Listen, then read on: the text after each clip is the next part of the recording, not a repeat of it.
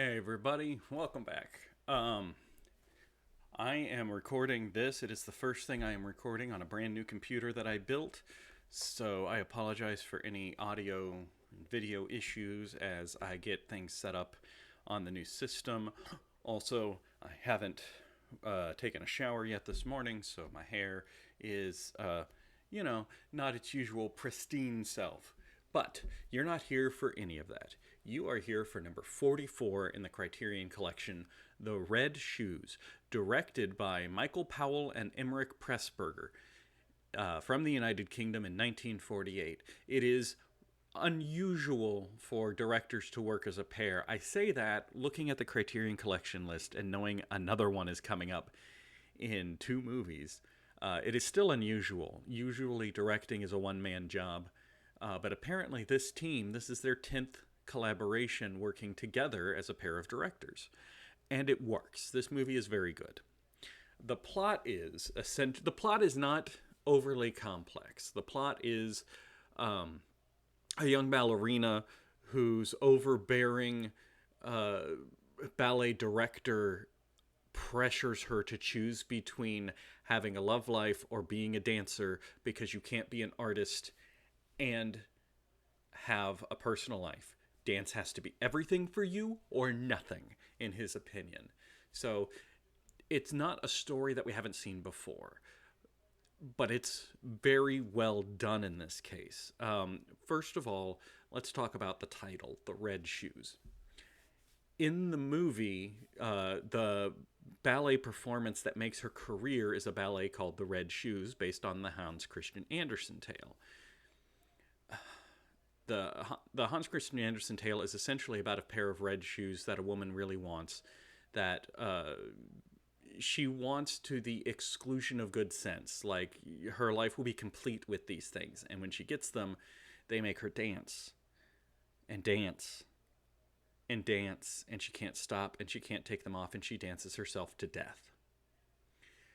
It comes from an older story where punishment for certain crimes was having these metal shoes is kind of a loose term, but giant metal cages put around your feet that are first warmed in the fire, then they put them on you as punishment, and you dance because your feet are literally encased in red hot metal and you're trying to get away from it.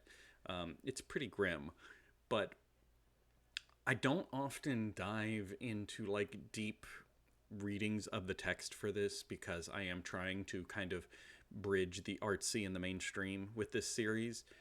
But you don't have to dive deep for this one, right? The story is about a woman who desperately wants these shoes, and once she puts them on, she finds herself trapped in a nightmare that she can't escape from. The movie itself is about a woman who is struggling because she is trapped between her desire for dance and her desire for love. So the parallels are right there, right in the open. Um, it is a beautiful film. It is well acted. It is well written. Of special note is there is a 17-minute ballet of the red shoes in the middle of the movie. Uh, and I have mixed feelings about it. So when you picture a ballet, you are probably picturing just like a static camera shooting a stage where people are dancing. That is not what they do at all. They take full advantage of the fact that it is a movie. It is different camera angles. The camera is close, different shots. The cast was mostly professional dancers. And they were talking about as they were filming this sequence, they rarely danced for more than a minute at a time as the camera moved around.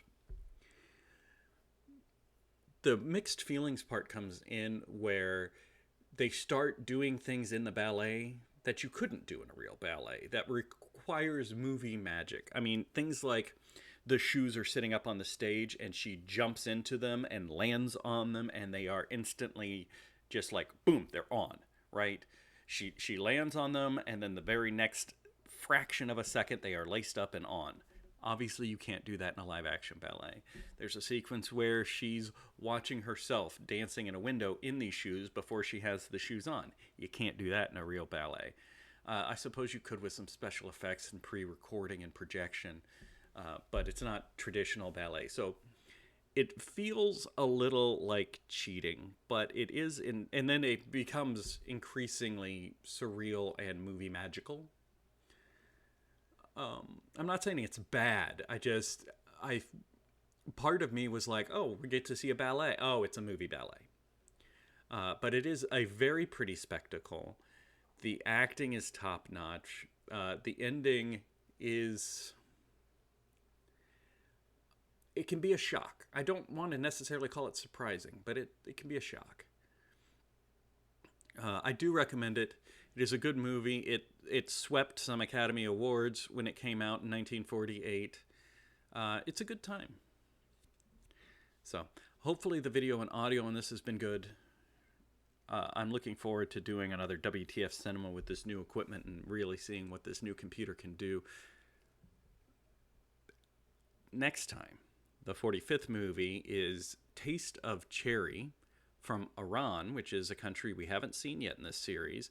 1997, directed by, I'm going to try, Abbas Kiarostami.